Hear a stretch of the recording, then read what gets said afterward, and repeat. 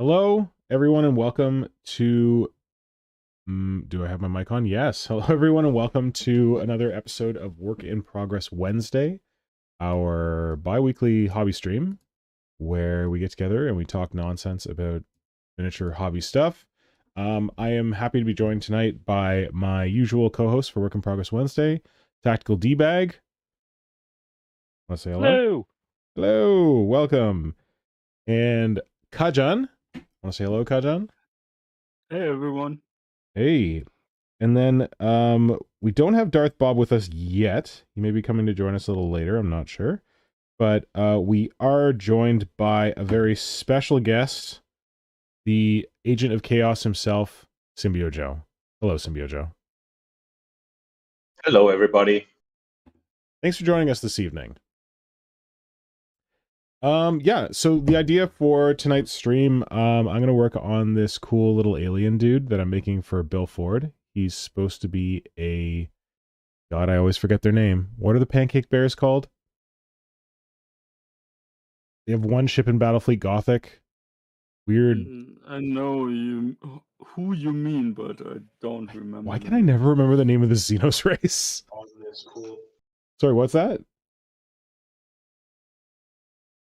Did someone say something? Oh, I have a picture open right here. What the hell are they called? They are called... Why? What? Anyway, I'm making a fun little Xenos dude. For Bill. And that's what I'm going to be working on this evening. What is everyone else working on this evening? Are they called Nikasa? Thank you. Yeah, Nikasar. You're absolutely right. That's the name I can never remember.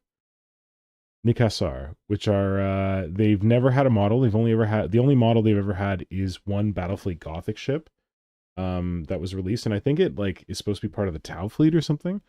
But there's a bunch of weird very different concept sketches for them. They were once described as being like a pancake shaped bear, which is a very odd thing. But yeah, I'm just going for kind of like an owl, multi-limbed owl bear look in some space armor. Simio Joe, what are you working on? Kit Bosch made a very sweet of Pyro War, and I, in my very clueless nature, thought that I was in possession of better bits to accomplish this Pyro War Kit Bash and improve it. And I found out I don't have any fitting parts to make it, so I was forced to model the missing parts myself because I like to inflict pain on myself. Good. It's called Kit Bosching. I should look this up. I'm not sure that I'm. No. The account is Kit Bosch. There's also a account that is named Kit Bosch without the D at the end. So which one am I looking for? Boscht. Boscht. Not ED, but just the plain D. OSHED? Oh, I think I found it. I'm not following. Unfortunate. What are the bits that are being used? Oh, I think I found it. He basically turned around the Pyro War, put the gun on the bottom, and used the Van Ryan sleeper legs and venom cannons as legs or as upper legs. Wow! I like that a lot. Oh, they're devourers. Use devourers as the thighs. This is holy toodle. This is amazing. Oh wow! And then use the the piece from the gun as the back carapace. That works. Oh yeah, I saw this one. This was really nice. I don't think I'd seen this before. This is so cool. Yeah, that Kit Bash was flying under the radar quite well. Holy cow! Coming on right now. Oh, the oh. Yeah, What? I absolutely have to do one of those myself.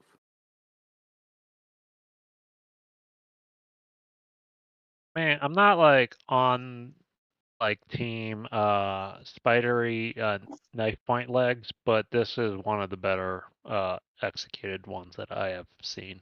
I want to say. Shitty Rick got improved.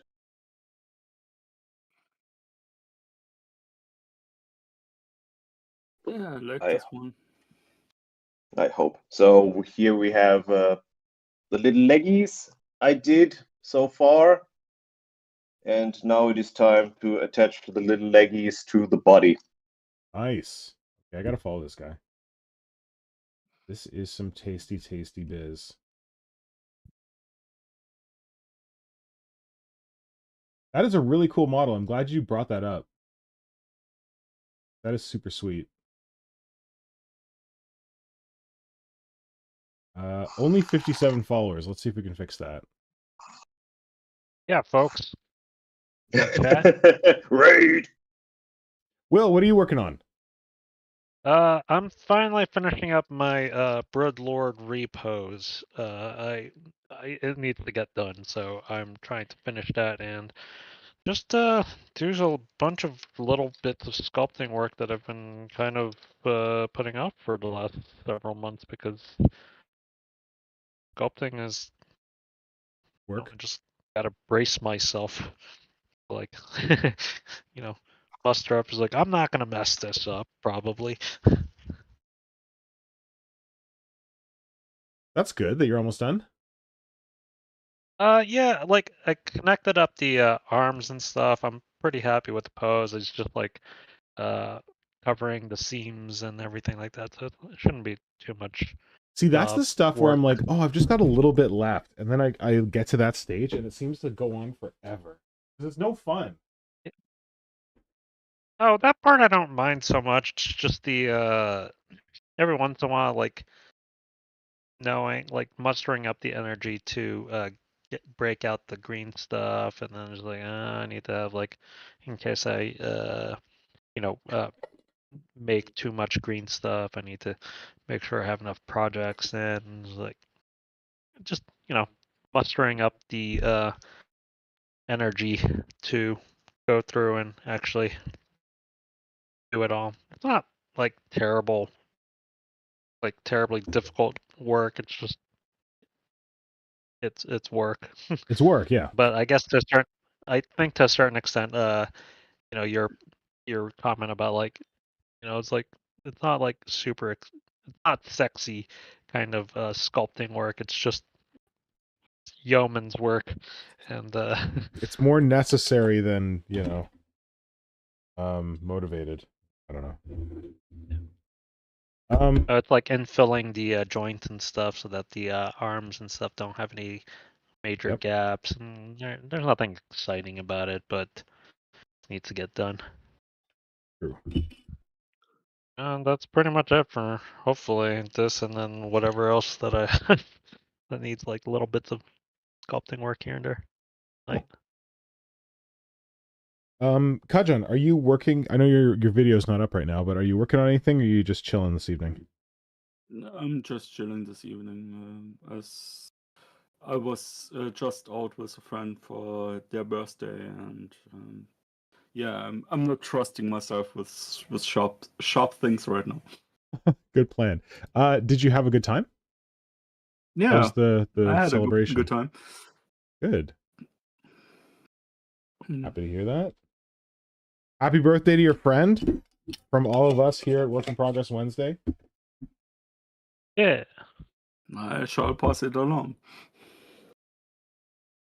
Thank you. I also want to say hi to Dan Kaplinger, who has joined us in the chatteroonie here. I think Dan is the only person I can see in chat other than us. So it could be... Sorry? Electro Dust Bunny was here earlier as well. Oh, pre-chat? Yeah.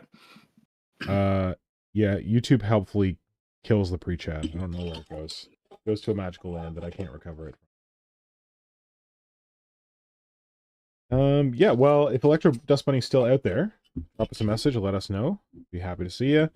Otherwise, Dan Kaplinger, thank you for joining. Dan, have you posted your... Dan did a really cool wooden capillary tower, because Dan is our resident wood carving master. I don't know if he's posted it to his Instagram yet, or if he just shared it with us on the Discord, but I think it's pretty... It's dope. Yeah, he posted it on this on Instagram as well. For some reason I'm not finding... There we go. Oh, it's his last name, not his first name. There we go. All right, here we go. Ba-ba-da-ba. Look at this beauty. How cool is this? Yeah, so Dan posted it on the Discord and was like, hey, if you have any feedback, feel free to give it to me. I'm like, as someone who cannot carve wood, I am not ready to give feedback. I think it's really cool. And like, my favorite part is like, I don't know, I feel like the line of the sport... First of all, look at how nicely carved these sport chimneys are. Holy toot. The line of the sport chimney here, it kind of like follows down, and I feel like it just kind of goes straight through and then comes out on the barb. And that, I find that extremely pleasing. Does this one line up? Yeah, this one kind of lines up too. It's beautiful. Excellent work, Dan. And this is for Frankendoodle's Retro Glow Up Challenge. So I think this is a pretty gorgeous Retro Glow Up. And even like, I think we've said on stream before that whereas Imperial, Space Marine, human players, people who have like, you know, non-biological guns, you're lazy if you don't drill your gun barrels. That's what people usually say. I say you're lazy if you don't drill your spore chimneys. And Dan has carved out his spore chimneys, so that is a bonus point, Dan. Good work. Yeah, also like the teeth or the Yep. thorns in the front. Barbs or spikes or whatever. Yeah, teeth, barbs, spikes, whatever they're supposed to be. I mean, not on January on the old model. Yeah, great job, Dan. Yeah, it's great work. Indeed. I mentioned it on the Discord, but I thought it'd be hilariously on point and sort of harkening back to about 20 years ago if he properly dipped it in wood stain, or Oh yeah, because we were talking about dipping models, and if that was like legit painting. I mean, this is the most legitimate use of instance stain. of dipping your Tyranid models. True. If I've ever seen one. You are correct, Will. Good observation. Yeah, and he said he is going to stain it, didn't he? He should. Usually, I think staining is you stain the stuff to seal the wood anyway. So. Yeah. Cool. Well, thanks for sharing that, Dan. Good work. So. What? Go ahead. What? If I'm mistaken about what the purpose of the staining is, please correct us, Dan. Yes, please teach us about your woody ways. Speaking of woods and dark forests, did anyone else watch Three Body Problem, the Netflix show that just came out? I haven't watched it yet. I know the book.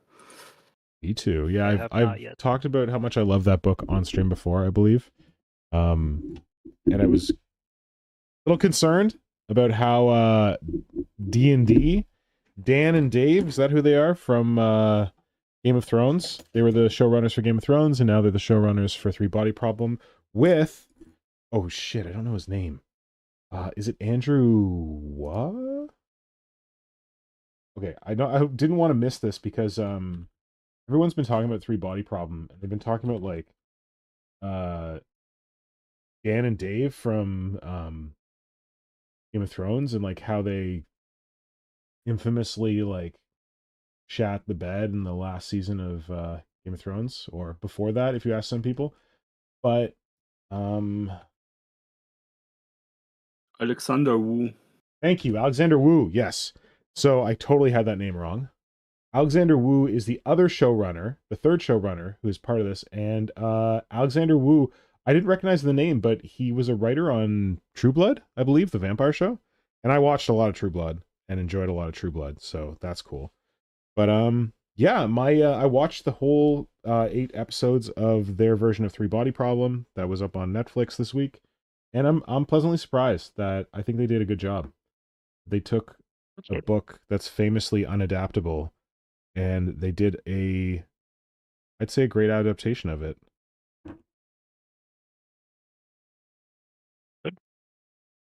I unfortunately didn't have the time yet. I started it, and then it was mostly subtitled, and I wasn't in the mood at that point for subtitles. Oh, gotcha. So I benched it for a bit. Yeah. Yeah, I really like the books, but one of the criticisms of the books is that there's not much like character development in them, that the characters in the books seem to just be like people that things happen to because the plot needs them to happen, versus like having motivations and stuff like that. So it felt like they breathed a little more humanity into the material from the books with how they did the show, and I thought the characters are pretty cool. One thing that people have commented on elsewhere, and I'll comment on here, is that the main characters are hideously attractive, like distractingly attractive. One of the main characters, Augie, is played by Isa Gonzalez, and someone was saying that every time Isa Gonzalez comes on a screen, they feel like they're watching a Dior commercial, like for perfume or something, because she's just like too pretty to be a normal human being. So, yeah, if you get distracted by attractive people, that might be challenging for you. Different kind of three-body problem, if you know what I mean. Yeah. Well, I don't know. There was some parts where I thought it was a bit flagrant. Like, like if you're familiar with Game of Thrones at all, you know that there's a lot of sexy times on Game of Thrones. And not as much sexy times in the first season of Three Body Problem, but there is this one scene where Isa Gomez is in her underwear, and there's no reason to be in your underwear, whatever. There's no real reason for her to be in her underwear. Like, she drank too much, she's sick, another character comes to her aid, and she's wearing literally lingerie, and like not like a t-shirt and like some baggy shorts or whatever. She's wearing lingerie. I'm like, what the? This is just a bit gratuitous, but anyway. Look, I think Hollywood has taught me that like very attractive people are always just perpetually wearing lingerie or other like, silk and like nice Yeah, undergarments. it was a bit much. There's also a scene where like she's sitting with like her dude bros at this like cottage on the seashore, and it's like the English seashore, so it's like cold and windy. And the two dude bros are wearing like full pants and a t-shirt, and she's sitting there in like the shortest of short shorts for no good reason on like this open outdoor patio thing. So there's a bit of that, but other than that, if you can see past that, it's a pretty good show. I mean, it's an adaptation of a Chinese book, so I feel like it kind of has to be that way. What do you mean? I mean, I'm watching a lot of Chinese and South Korean TV on Netflix and stuff like that because I like martial arts, and pretty much all of them are just cast with some kind of supermodel. So, Oh, okay, gotcha. So it kind of, I feel like it fits the genre. To be fair, like Hollywood does that too. Like North American productions, European productions. There's like this thing in like film and television that the people you put on screen need to be way more attractive than normal human beings. So, yeah. Yeah, but it's a good show. I really like the actor Benedict Wong, who plays Da Shi he's the investigator from the books. He's awesome. So now that Benedict Wong is there? Yeah, he's really cool. He's like, he plays like this no nonsense, like hard ass cop, and he's the perfect person for it.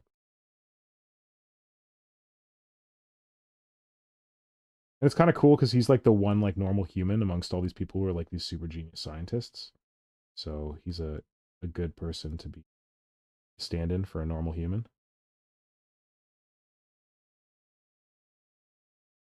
But the books, as you said, Kajan, the books are it was a Chinese book. It's set primarily in China, but they've moved the setting to the UK primarily. This adaptation, and they've a number of the characters, like there are still some of the Chinese characters in it, but a number of characters, like they've taken characters who are living in mainland China and they've turned them into British people. Classic. Which, I was worried. That's part of the reason I was worried when they said that Dan and Dave were developing it, because they're not known for like very diverse casting. But I guess to their credit, they maintained one of the central story arcs, which starts in like Cultural Revolution era China, and then moves forward from there with like a Chinese national character. So she's still around, which is good. Yeah, it would probably be hard to tell that story without that character. Yes, absolutely. Well, you could like completely whitewash it and be like, this discovery was made in America, but they did not do that. So that's good. Yeah, okay. Barely everything is. Oh, god damn it! I just put my thumb on green stuff. Ugh. Oh no, happens to the best of us. As it is tradition. I was gonna say that America is the center of the world. Why wouldn't it happen in America? Exactly. Anyway, sorry, I'm talking a lot about Three Body Problem, but I was very sick over the weekend. I'm still recovering from it a bit. Like I've still got a gross cough that you may hear later on. So I had a lot of time to lie on my back, do nothing but watch television. That's how I got through it. Best way to spend your time when you're sick. Yeah, I think so. So Hand over your German card immediately. The best time spending sick is working. Oh my lord. True. Are you also from the capitalist U.S.?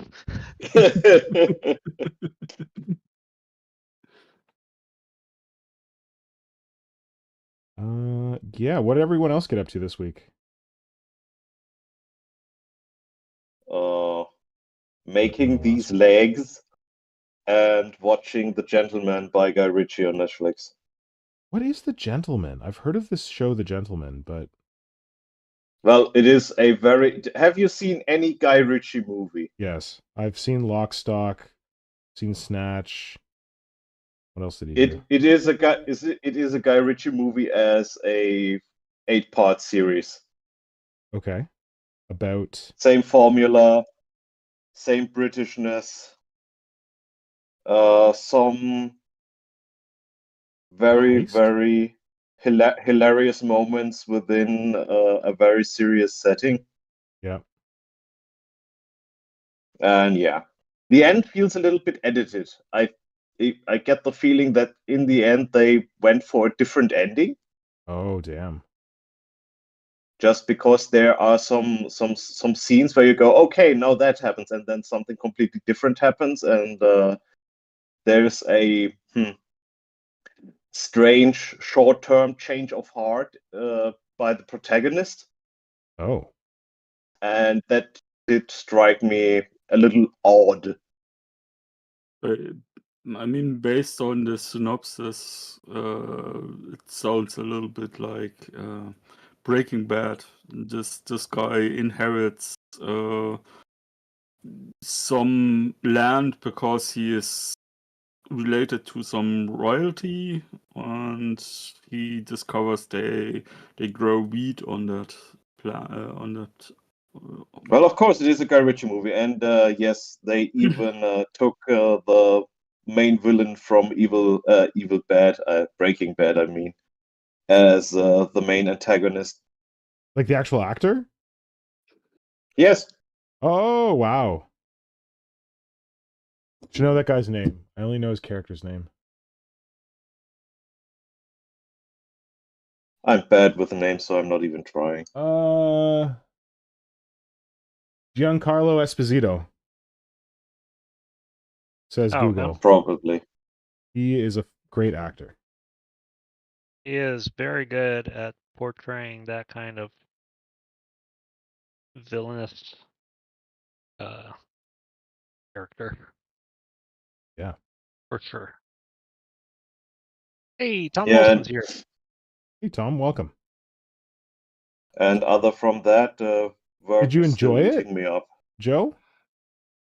Oh yes, except for the ending, which was a little bit off. I enjoyed at least 7 of the 8 parts Okay, good. because I like the Guy Ritchie formula, which is not very innovative, but yeah, if you want some British, very very British gangster shit, that is the way to go. Yeah. Cool. All right, I'll have to check it out.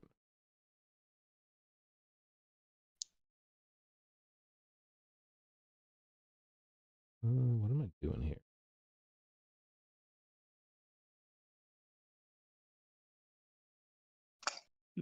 Well, I spent my weekend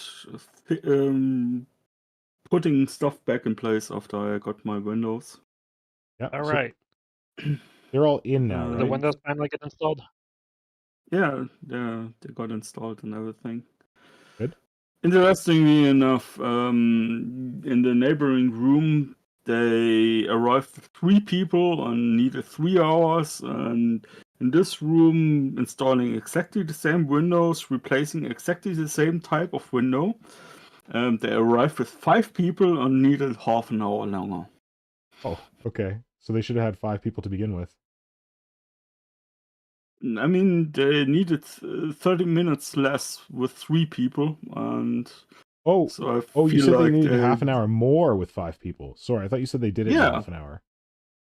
No, they needed 30 minutes more. It was 3 hours and 30 minutes, something like that. Sound very efficient. Sounds like this sounds like the setup for like a really bad algebra, like high school algebra problem. Yeah. Yep. Kajan is getting his his windows replaced. If it took them 30 minutes, and like with 3 people, 30 minutes. How long would it take with 5 people? Less time? Yeah. No, more. Wrong. They're all union laborers. Hey. The main problem, what I don't understand, is how they worked up here with 5 people, because there's not much I room? can picture 3 underneath that window. I don't understand where the other 2 would be standing physically Off in the doorway, be of nodding any their use. heads. I Maybe have no they idea. were like, on like standing on top of each other's shoulders.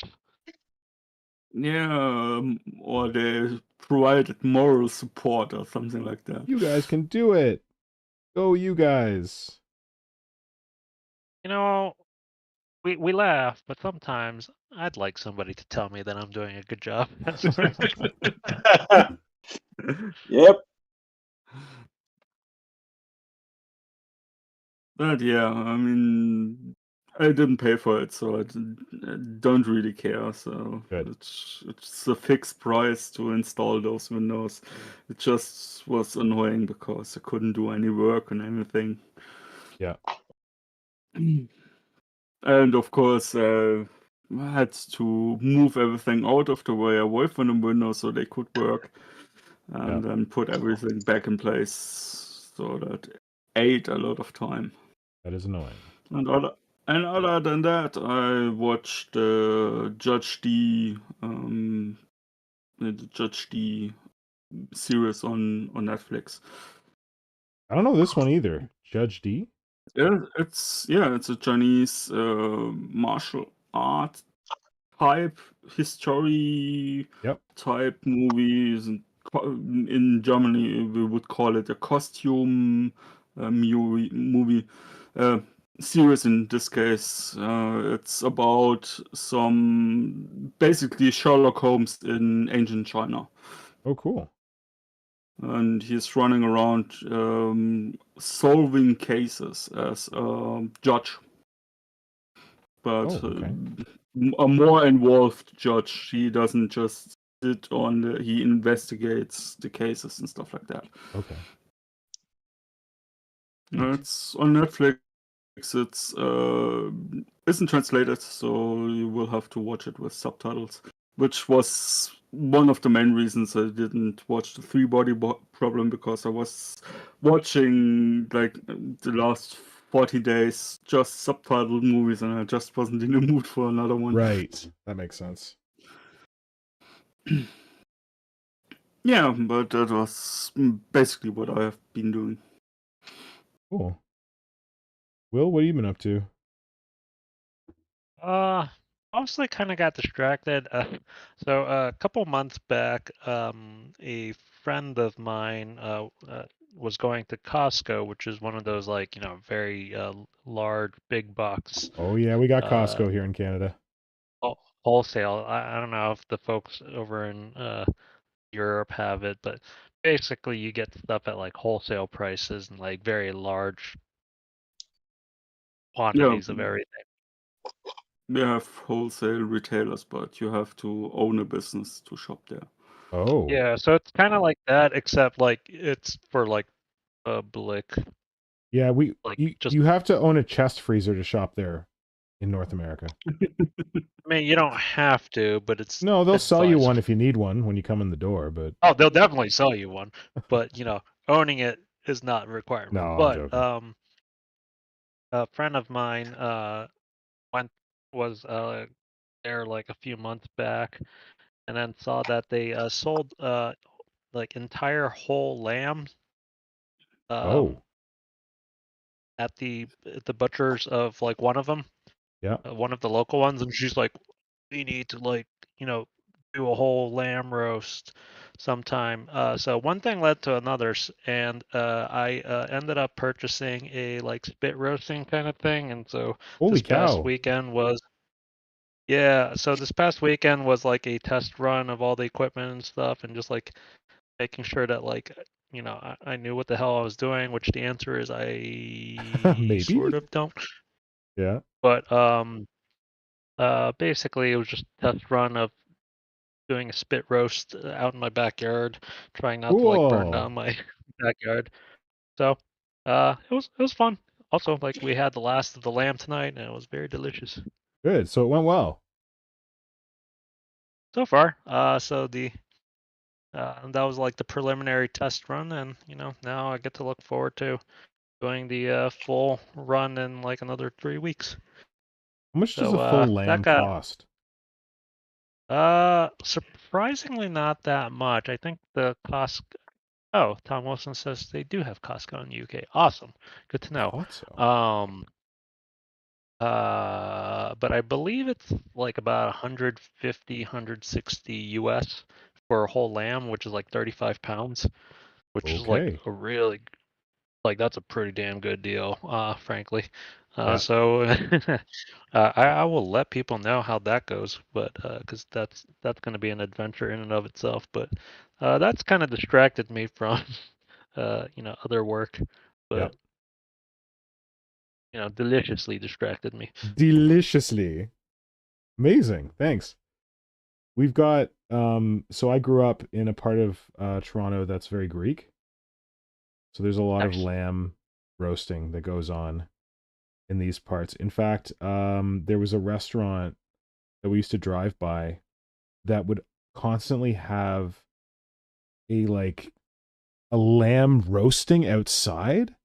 And I guess they would like take the meat to like do stuff at the restaurant, but they would just like billow the sweet lamby goodness smoke out into the neighborhood, and I think that was how they advertised. Oh, that's really smart. Yeah, It's but it's the best way to advertise, right? yeah, so that's how I grew Delicious up with smells. lamb stuff. Yeah, it's always kind of a shame that lamb meat is not as prevalent here in the States as other parts of the world. Yeah, kind of the same in Canada, except for like as we like get more awesome restaurants from other parts of the world, it's more available.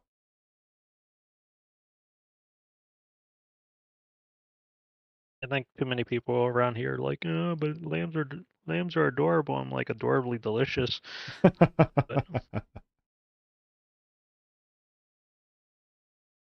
yeah, the Greek neighborhood around here, there's a lot of lamb on offer, but also other places are opening that enjoy eating the lamb. Yeah. It was funny too because I was doing a lot of research on just scouring online for any like tips and stuff on rotisserie a lamb, and like the number of articles like, dude, I watched My Big Fat Greek Wedding. I'm like, dude, I need to roast an entire lamb like they did in the movie. Oh man, I need to see that movie because it was filmed around my where I live, but I've never actually seen it. It's a charming little movie. Yeah, it And was like it was I almost feel like entirely filmed in Toronto and in the east part of Toronto where I live. I guess except for the parts filmed in Greece. Wait, no. the first two movies, none of it should take place in Greece. So Oh, really? I thought they go to Greece and oh, is that a later one? Whoops.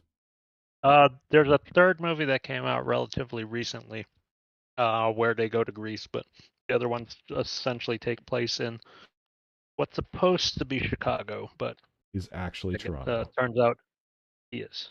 Yeah, like she has like she's a travel agent, right? Yeah, in the first movie. So her office is where they film her office is on a street called the Danforth, which is a very Greek part of Toronto. It's like Toronto's Greek town, and that is the street that I basically grew up on. So the like where her office is like looking out at a part of Toronto that I'm very familiar with. Neat. Yeah. Always fun to see like somewhere that you're familiar with in the movie. You're like, hey, that's not how that neighborhood works at all. Like, where'd you go? Well, if you've watched movies, you're all familiar with Toronto because they film a lot of them here. Oh, they film so much in Toronto and Vancouver.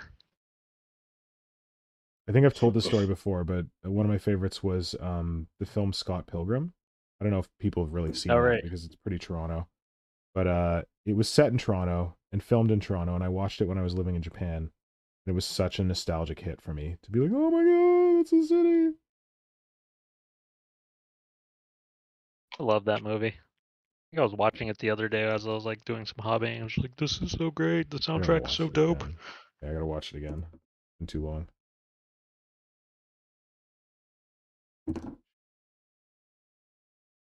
Mark my words, I'm gonna screw up my putty work here because I'm trying to do too much at once. The old sculptor's dilemma.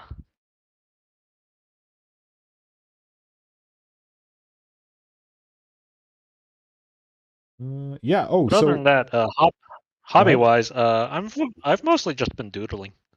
Which, yeah, you posted some of your doodles. There's some like nice blasting ones. the crap out of stuff into the Discord just because I was like, whatever. This is something I drew. Always happy to see it, Will. Don't ever think twice about doing that. Oh, I'm gonna keep doing it for certain, but just like. Oh no, I mean the part where you spam it on the Discord. That's the part I love. Oh yeah. I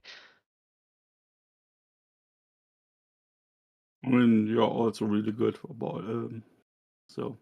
Yeah, you're super talented. At least at least I'm jealous.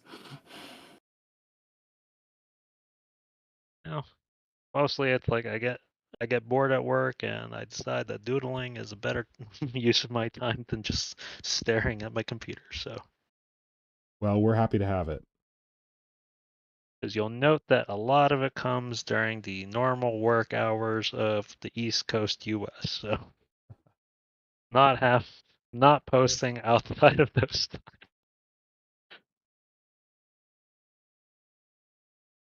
What was your most recent one? Was that like a is it meant to be like a neuro artifacts or? Oh, I've been trying to like tweak concept of the Maliceptor. Yeah. Mostly because I hate the like base model, which I'm assuming that means that We all do. Arnold is gonna show up and he's like, I love that model, because every time we slag on something, he's like, I like it. Oh, Donald Murchu? Yeah. Yeah, poor Donald. They're just like, we hate the Toxicrene. He's like, I like it. And it's like, the oh best. no, we keep my favorite. like Like, I feel so bad. It's like a personal attack on him every time we talk about something. Yeah, no, the model. It's and like I don't know how many. I don't think I know anybody who like actively enjoys that model, like as is. That model has, I think, and like it's sort of feature of I want to say a good chunk of the Tyranid range. Great bits. Yeah. Not great head. Tom Wilson Uh, just said the start of Captain America was filmed in Liverpool, and the credits said, "Thank you to the city of Manchester." Not Which good Oh. facility for was the that? city. Oh, that's harsh. Yeah. What was filmed there? I missed that. The start of Captain America. And they got it wrong? Or is this like some joke Yeah. that Liverpool and Manchester hate each other? I I mean, mean, they do kind of. they do hate each other, as far as I know. Mhm. Soccer wise. Yeah, they're feuding. So was that like a joke in the movie because they like know that this is like a bone of contention? Like Maybe. Köln and Düsseldorf? They could also just like have messed up or something, but That's what I'm wondering. If they messed up or if it was intentional. I mean, I find it funny as somebody, who lives in DC, for Civil War Mhm. when they had the Avengers like building in DC in the Potomac where all the helicarriers were like coming out of. Mhm. I was just like, where the hell is this supposed to fit here, man? like I The live like 2 Potomac is miles not away that from big. there. It's like, how did you dig underneath the Potomac to build these like helipad like uh uh ports and stuff that like you open up so that open the river up and not have like people go, what the hell? Because if I know anything about this area, we have a lot of NIMBYs. And boy, would they not be happy about that, about digging up, parts of the Potomac just to fit a military installation. Well, I guess the military is just that good. Not for the real world. Not here. Too litigious.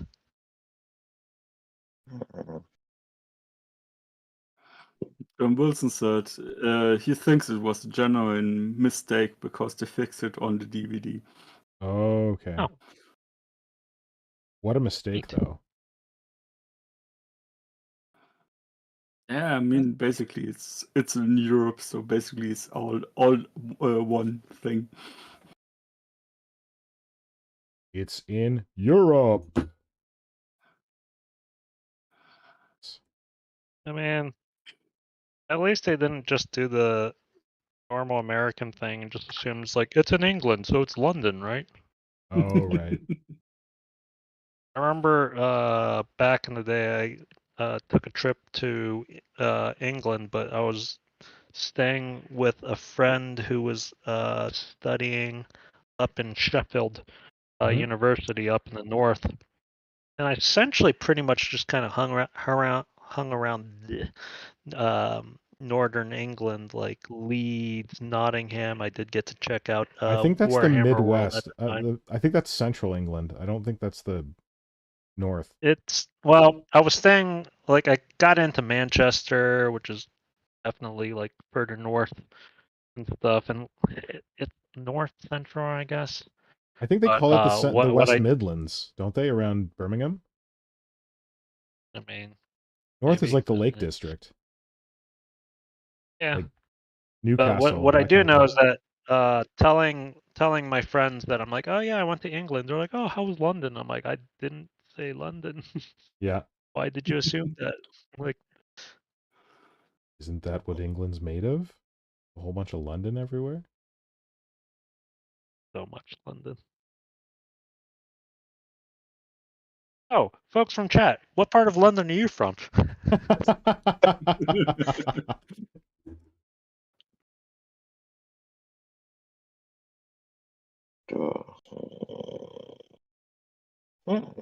But wait, Tom, are you in Liverpool or are you in Manchester? I do not remember. I thought it was Liverpool, but now I'm worried about saying that if it's Manchester.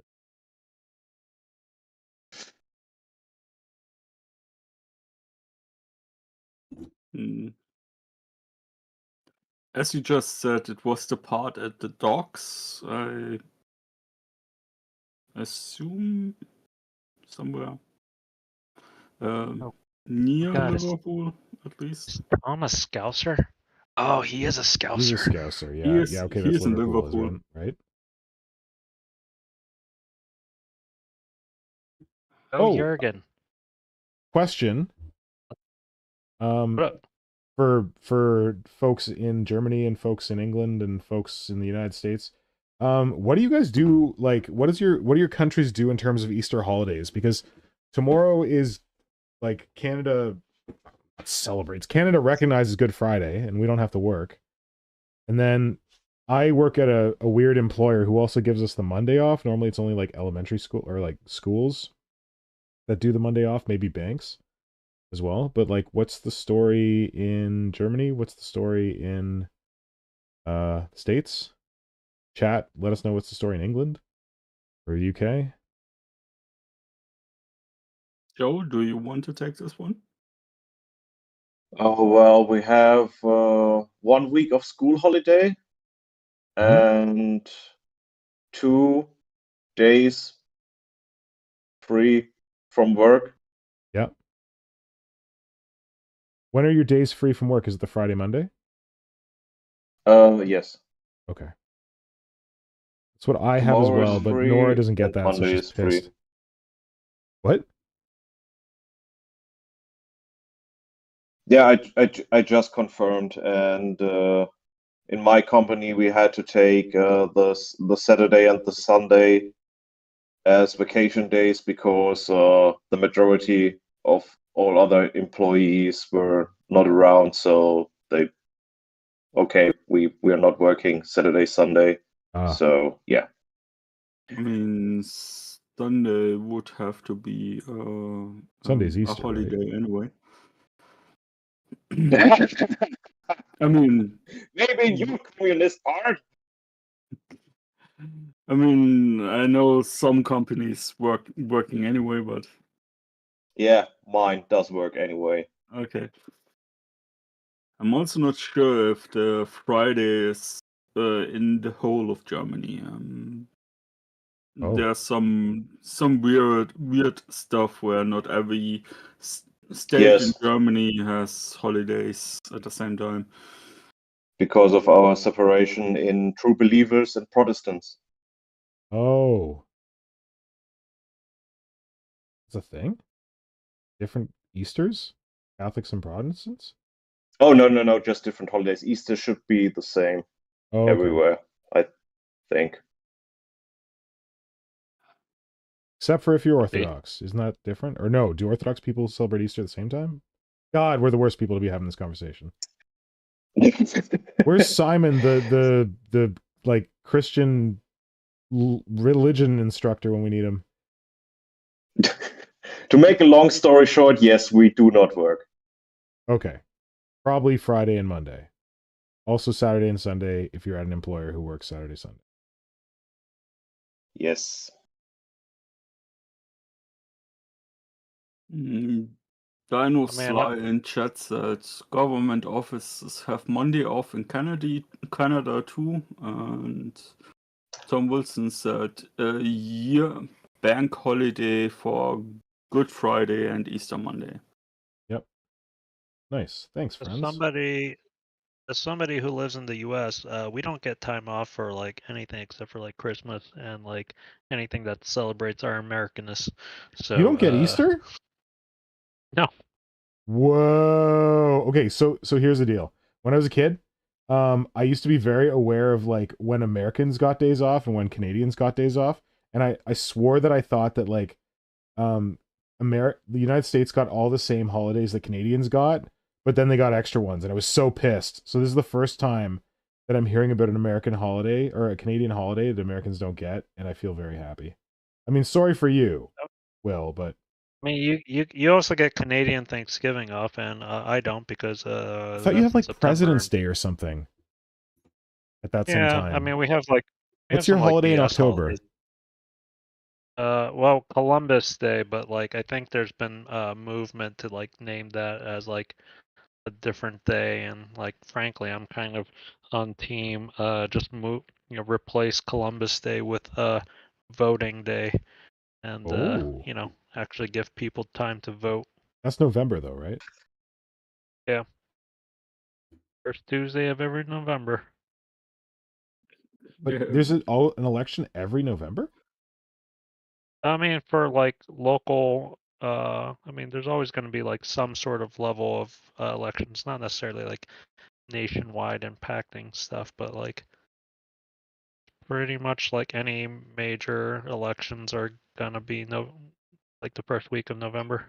Like even municipal or like state level? Yeah, for the most Weird. part. Weird. We like Canada, it's all over the map. It's like whenever the government calls it. It's wild that you guys have the same day for all. Like it's efficient. You guys don't have the freedom that we have. Well, Ha ha it's weird that it's Yeah. always the same day, but they don't give you it off like that. Oh, that's really weird. Well, It should I be mean, voting day. that's the rub, right? Yeah, yeah. That's probably steered this conversation away from fucking. Okay. Well, we can talk about the American Golden Demon. That was what I wanted to talk about. And It's I've rigged. gotten this to like a place where I'm like happy enough with it that I should really stop because otherwise I'm going to destroy it. But his weird droopy sleeves getting started on his robes. Not super happy with them, but I'm going to let these cure and then I'm going to go in and fix them.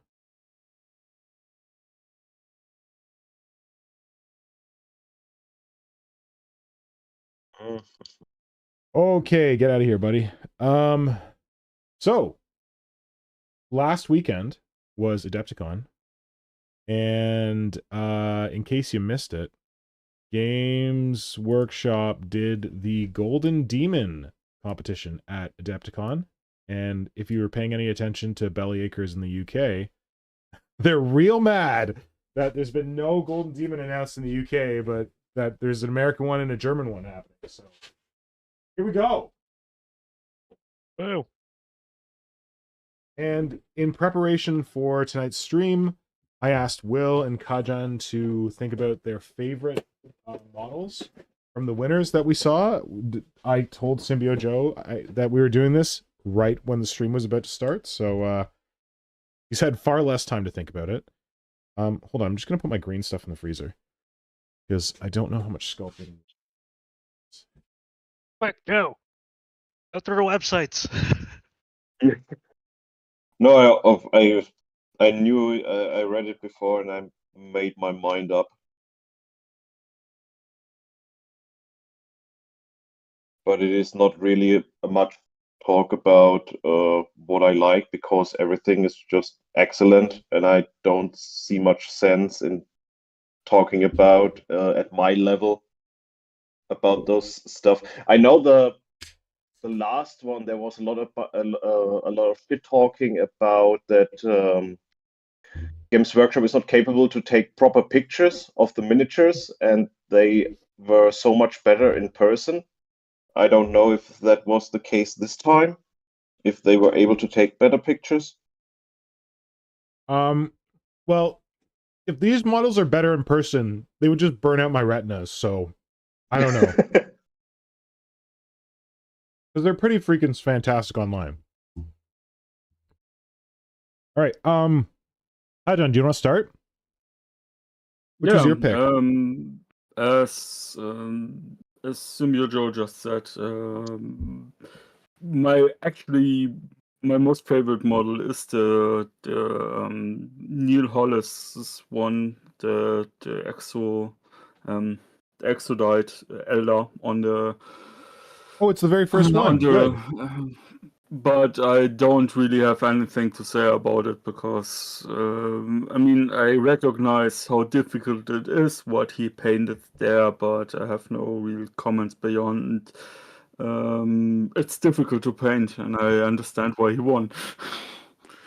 Okay, Which is listen, why like, we don't have to be. No one has to be like weirdly modest or anything about this stuff. Like, let's just have it out right now that all of these models are beyond any of our abilities to achieve. And now that we've acknowledged that, let's just talk about what we like about them. So what do you like about this, Yeah. Kajan? Tell me. I like the background he picked. The little snake in the background is a cool detail because he even cut it off. So it's just a snake head. I thought that was funny. Oh, I missed that. I didn't even see that. Down here. Cool. Yeah. And I like the fish down in the pond, and it's a great use of water effects. I mean, everything is great about this model. Yeah, and I'm an Eldar fan, so Me too. it I'm not speaks to just an me, Eldar fan. I'm an Exodite fan. So I'm really excited to see this. Yeah, it's really great. But what also impressed me is a little further down the Lehman Russ tank. I really like that one. It's not what I like about it is not the model itself, because I think the composition is rather boring. Yeah. But what I really like about it is the weathering effects he put on this tank, because Yes. those are amazing weathering effects. I mean, he has several different colors of rust and streaking effects on this model. It's amazing. Like he put scratches on the side panel. You can see in the on the track, on the right track at the front there he put scratches in there and then put rust effects onto those scratches. Yeah, it's pretty impressive. I mean, that's back at the engine block he put some bullet holes, like someone shot at the engine block at the back, which is a great detail. And also rust effects around those. And as I said, the model itself I find boring, but what he put in the work he did there, it's amazing. Yeah, and it's good that he has the commissar there to contrast with how filthy the tank is. Yeah. To show like how clean someone should be in this universe, and that he's totally cool painting like clean, nice models, but also all it's cool contrast. Yeah, and the third model, I mean, I also like the warband right below it, the Saurus warband with the metallic effects. That's some great non-metallic metal he painted there. That's far beyond anything I could ever dream of painting. And the next one that really, the one that I didn't like that won a Golden Demon is the Terminator, Horus Heresy Terminator, whatever it is, from David Oglin. Oh, this guy. Yeah, I didn't like this one. Why not? I mean, for exactly the opposite reason I like the tank. This one is too clean for me. Mm-hmm. He attempted or did whatever. You can see at the boots where he put some of the dust from the base, and you can see that the base is really sandy and dusty but nothing is on the armor. The armor is pretty pristine, so it feels like this guy just stepped out of the shower. Shiny and chrome. All right. Yeah, I mean it's a great painted model, but when I compare it to the other entries, I find this one lacking. Okay. And then the last one is down with the Gene Stealers and the diorama with the Terminator, where they have this amazing Oh yeah, object. this one. Benjamin The- Cantor. Yeah, the amazing lighting effects. He painted the OSL effects. He put in Yeah. there. I feel Those are like some. I love the model that won the Slayer Sword, but had it not won, I would want this one to win the Slayer Sword. Yeah, I actually like this one more than the one that won the Slayer Sword. All right. All right, well that's a number of picks. Thanks, Kajan. Thanks for Yeah. telling us what you liked about those. Will, did you want to go through some of your faves? I mean, like I agree, the Exodite model is great. The composition of the Slayer Sword winner is fantastic. Yeah, anyone who I think missed the Slayer Sword winner, it's this one that won gold for diorama or duel. Do they have a picture of it again? Oh yeah, they do. So yeah, it's at the very bottom. it's this amazing vampire model with this tree, and like on its own, gorgeous. But then you can see just at the bottom of the model, it looks like it's like there's a reflection there, and it totally is a reflection where he's painted the model twice. He painted the top of it above the water, and then he painted the bottom of it below the water, like reflected. And there's like so many. Sorry, I'll let you talk about it. Oh yeah, that aspect of it, the composition is great. I think Darth Bob mentioned like the little details on like the reflection on the bottom portion are just like fantastic because like he does the vampire trope of like you can't see their reflection. So like It's a vampire. the Yeah. model, the reflected model is the armor just reflected, but without the like head or like hands or anything. Yeah. And then you get a little bit of that ethereal stuff because you get this like weird spirit coming out of the ground in the reflection that you don't see in the the top side. Like it's just a beautifully executed piece of work. So I know the lore on vampires that you can't see a vampire in the mirror, but is there lore on ghosts that there's ghosts that you can only see in the mirror? I don't know what particular like lore they were pulling from for this one. It might just have been something where I don't know. Don't know anything specific to that, but um, yeah, it's just a lovely, beautiful composition that it would have been great as a 2D piece of art, but it's made fantastic as being a 3D piece. I feel like I heard something offhand about it being a little bit weird because like pretty sure this dude used some like 3D to get like the mirror images. Think so? I think I read guess the something about tree. it.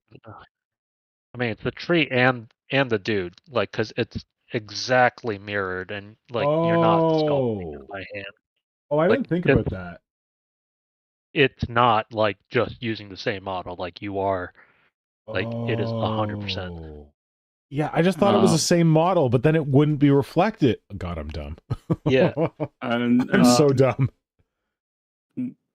Lonely Sandbar in the chat just said all the tufts are symmetrical too. So all the Yes. grass stuff. Thank you, Lonely is Sandbar, also- for pointing that out. I saw that comment there. That, yeah, all the grass is mirrored. Oh, frig. Some next level stuff, man. He's allowed to print for this. He's allowed. It's a really good idea. It's mostly, I think the thing that I read was just like it was mostly kind of a curious thing since it is a GW sanctioned sort of competition that they would be, and normally they're like GW parts or else. Well, no, they've So the had fact, people do. You're allowed to submit a 3D sculpt, but it needs to be like you only made it for the competition or something. Like was it Andy Wardle submitted that techless, like larger scale techless that was like eye-wateringly painted. And there's also a guy who works for Games Workshop, who has sculpted. I think he did an orc bust, and he did like a fire warrior bust or something, and he's like had sculpted those and entered them in the open competition. So some things they're okay with. no, that's news to me, but I mean that's cool. Like the fact that this is an avenue that's opened up to people, I think is great.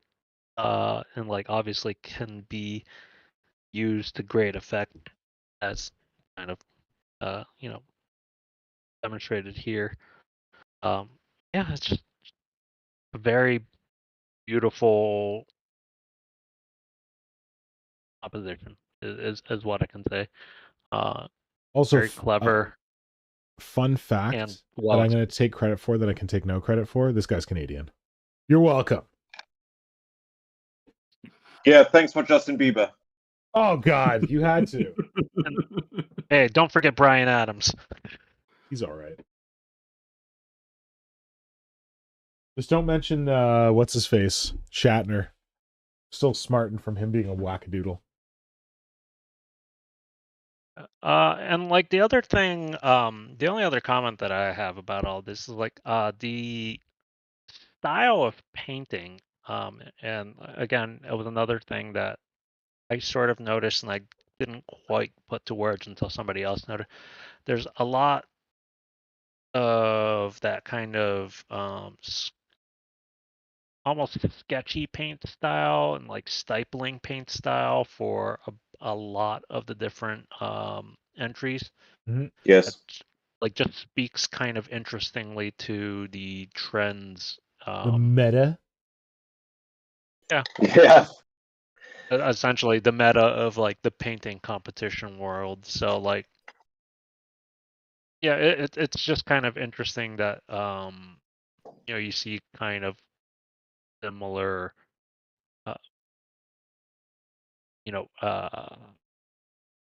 painting style really is Yeah.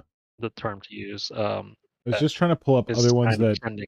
illustrate that, and I pulled up the Blood Bowl Nurgle guy who won gold. Yeah, that guy's probably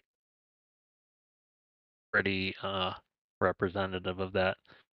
But like even the gold winner for the Lord of the Rings Middle Earth one, the Warhammer Old World troll. Yeah, that troll's doing it too. That's the same person who did the Nurgle. Oh. Nicholas Oh, Rubens, yeah, that makes sense. what's its face? Yeah, but they both look like that sketched. Oh wait. What about Warhammer single miniature? Because it has a Oh, David Ungoli. Oh, the guy Ugolini, the guy who did that that Iron Warrior dude that Kajan did not love. This guy was a candidate for me for one of my favorite miniatures, the single miniature gold in Warhammer Age of Sigmar. He's one of the Slaaneshi. He's like Slaaneshi general dude. And like the miniature looks like it was drawn. Like Yeah. it looks like it was drawn with pencil crayon. Like it's so wild. I'm also kind of like fascinated because he went with a very like especially this model went with the single miniature gold went with a very soft non-metal metal and just soft transitions. Kind of reminds me a little bit of like a slightly more muted version of the studio paint jobs that like the confrontation stuff used to go for like 20 years ago. Ah. Which, you know, all old things become new again after a while. I just keep staring at this miniature and it keeps breaking my mind. Because, like, it's small. Like, it's being shown at, like, 2 to 3 times its size. How? And, like, how glowy that blue gemstone is in the center of the chest. Woo.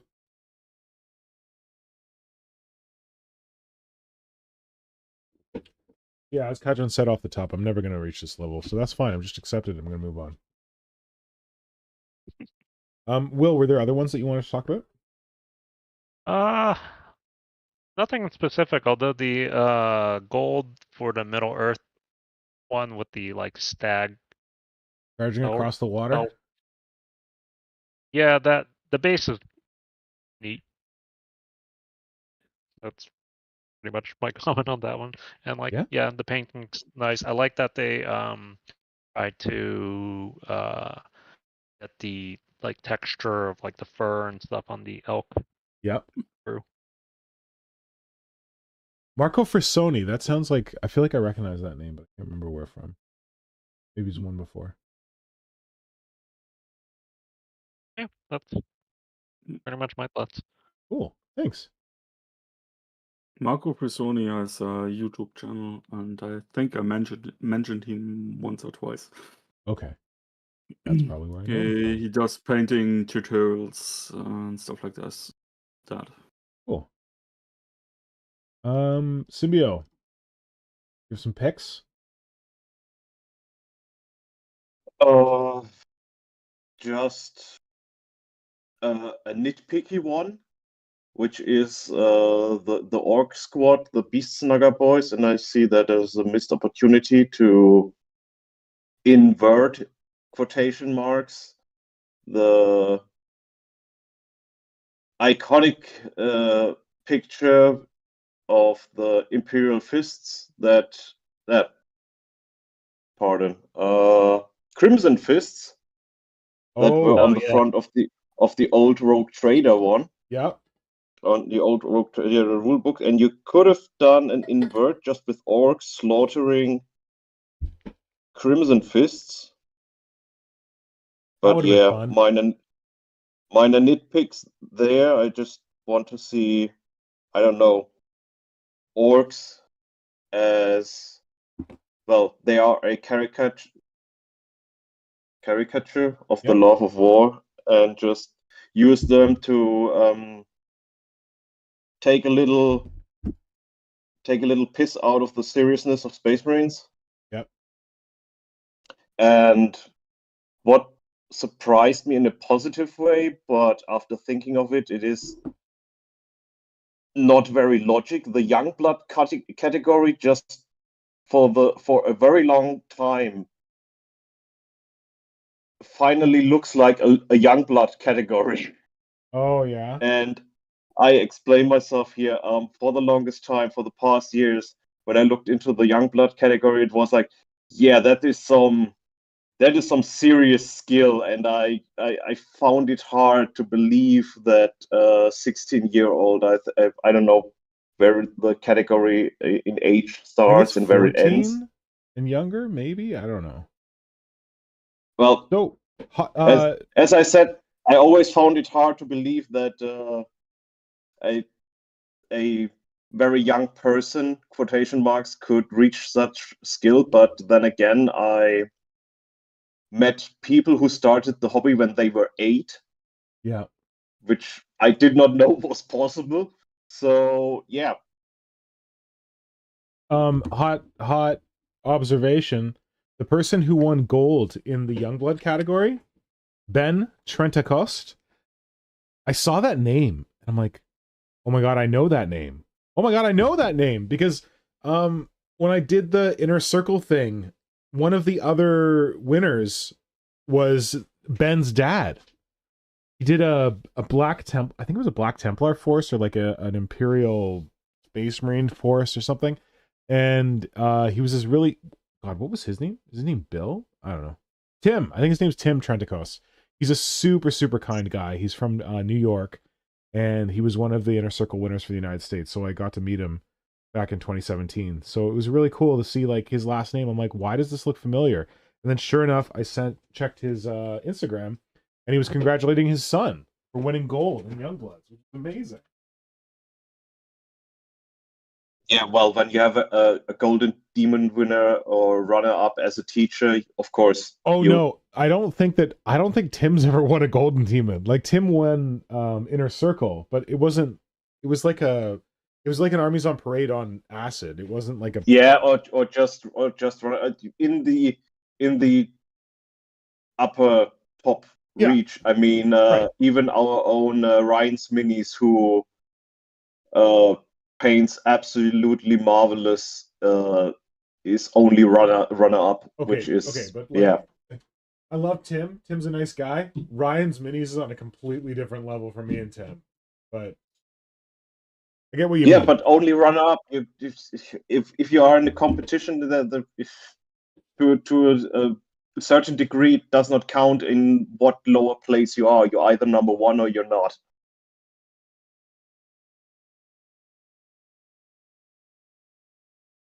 You're either first or last. That's what I heard.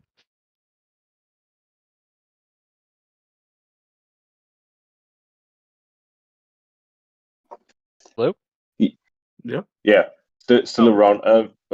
Well, I made the same observation as Will, that stippling seems to be the new hotness. Yeah.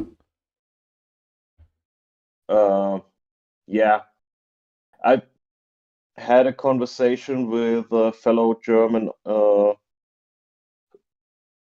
colonel who has a very paint style, a very expressionist style. Yep. He is a master of the Blanchitsu, I would say, and I don't know what the correct terminology would be there.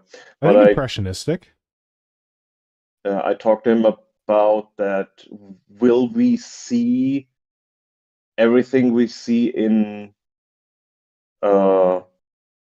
traditional painting on a canvas someday on a miniature? And he agreed, and I would like to a degree that the Golden Demon would push such a thing, that different styles become the new hotness, and their perfect execution are shown, so you get a grasp that you don't have to stick to, well, something like photorealism or that the miniature painting is a little restrictive when it comes to that, I think. And I admire very much when someone can work with a lot of wet colors and let them dry, and you see the paint more of a painting technique than actually precise painting. Yep. And I'm very afraid to do that. Oh, is it expressionistic? Is that the word I'm looking for?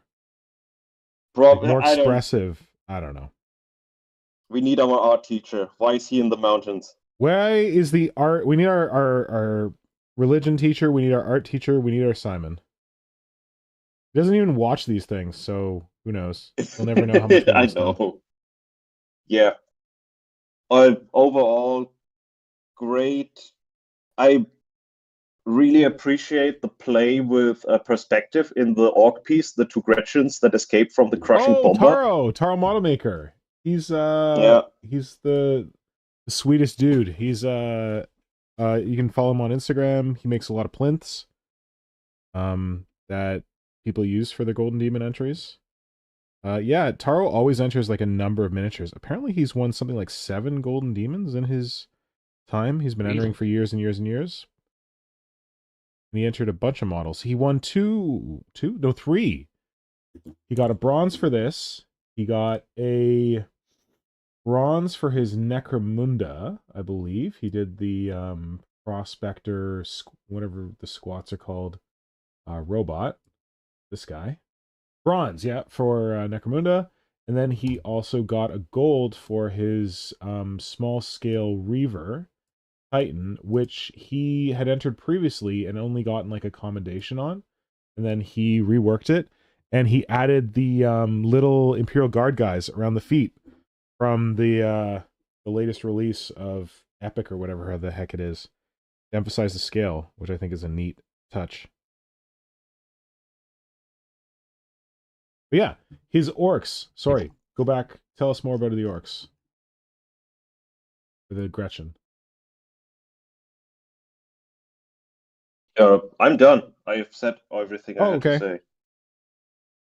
Yeah, I loved the force perspective on this. And it's something that people have done. He, on his Instagram, he credits the other folks who have done kind of like a force perspective thing recently that he was inspired by.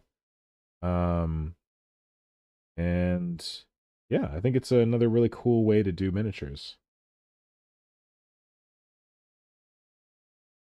Sweet. Thanks, Symbio. You guys ready for mine? I don't think you're ready for mine. Yeah. I don't think you're ready for mine. Because there's a number of these that I really like, and fortunately you all spoke about most of them.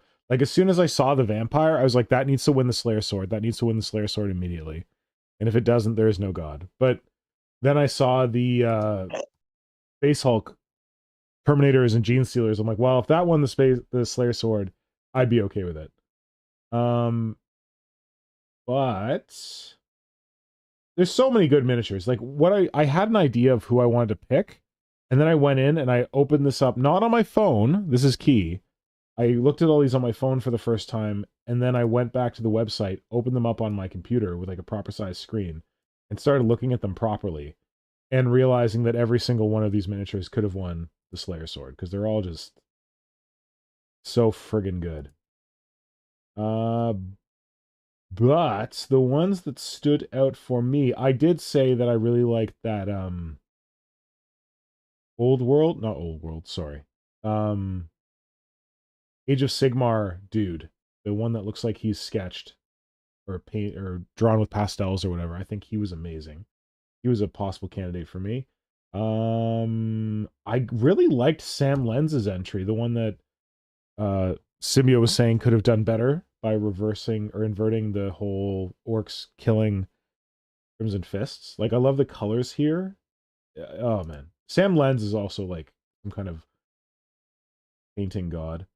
But yeah, I started getting worried though, because Hwan Ho Kim, who did the what is the Big Daddy Black Templar dude called? Or Helbrecht? Helbrecht. Yes, Helbrecht. Just that, like, the way the armor on this guy just glows. Oh, stupendous. And then Quan also did a Black Templar squad, which is very good. Beautiful work.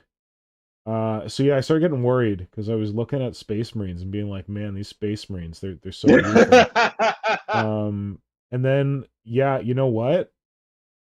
It's got to be one of the Horus Heresy models for me. It's either going to be Big Daddy Horsey himself, Horus. I think this is the Ascendant version of Horus or something from the new release. I said on Instagram that, like, I guess when I look at the pelt on his back, I guess maybe that is not like as beautifully rendered as all the armor and shit. But when I was just looking at like the richness of the colors on this thing, he felt edible to me. Like, I was just like, oh, I just want to eat that model. Like, the colors are just so pleasing. And then I don't know how the heck it got bronze and this weird little Night Lord guy got silver. I mean, pretty cool, and I guess he painted the background. But I think it's gonna be Mr. Kajan hates him. Iron within, iron without for me. Like, if you look beyond the fact that he's not nearly as dirty as he should be, it's just the armor on him is such a feast for like the eyes, like just how it's all been rendered, and I think that's all non-metal metallics, and it just Yeah. like shines in places, and like it looks reflective almost, and it also looks huge. Like it looks like this is a massive model, but I don't think this model is that very big. So I just can't believe that they can like zoom in that much and still there's so much fine detail on it. So I think I gotta pick a Space Marine. I think the Space Marines did it for me this time, which feels Oh, horrible, man. but I a think horrible Mr. person. Pink's sickness really got to him this week. Jesus. My Jones brain is has been acting addled by the strangely. sickness. Yeah, Jones is acting strangely. There you go. Jones is acting strangely. Buy this man a drink. No, the drink goes to Zumio Joe. Well, yes, I like, as much as I hate Space Marines, I need to respect where respect is due, and all of these artists deserve a buttload of respect because they've done some phenomenal things. I would say this is a really, really great Golden Demon. I don't know. I feel like it's kind of a step up from some of the stuff we've seen recently. There's always amazing stuff, but if anyone follows Andy Wardle, like if you saw Andy Wardle's Seer Council sort of thing, it was like a bunch of I know you've probably seen it, Kajan, because you like Eldar. Farseers. Is it just Farseers or Warlocks? I wasn't sure. Probably But Warlocks and Warlock Council, yeah, probably. it was beautiful. It also looked edible because the colors were so rich, but it didn't even place. Like, that's the wild Games Workshop, or that's the wild Golden Demon world we're living in, where people can create art at that level and not even place because there's just so much more out there. It's if you thought the Golden Demon was unachievable before, it's even more unachievable now, but I can still appreciate it. Tom Wilson just had a great comment about how clean that armor is. He said, Yeah? your armor would glow too if you had two servitors polishing you 24/7. Doing their jobs. Survey A, Survey B, cleaning you up nice. That is a good point. That is a very good point. But where's this guy's servitors? For Iron Boy, Ferris Manus, or whatever the heck his name is. At the bottom is one, I believe. What? There's a spider type servitor. Oh yes, you're right. On the base, there's a little spider servitor. Who doesn't look like he'd be very good at doing anything but scratching, but you know, maybe he's the cleaning servitor.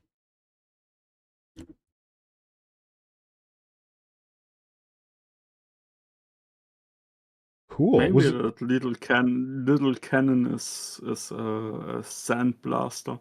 Yep, or a little oil can. Yeah. For greasing them up. Yeah.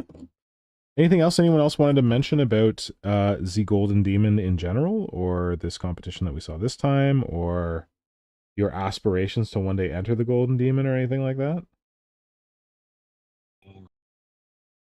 No knobheads coming out of the woodwork claiming some of the winners are shit and don't deserve it. Oh wait, one thing I wanted to talk about, Tom Wilson, say more about there was someone online making allegations that the Exarch. Ah, god damn it.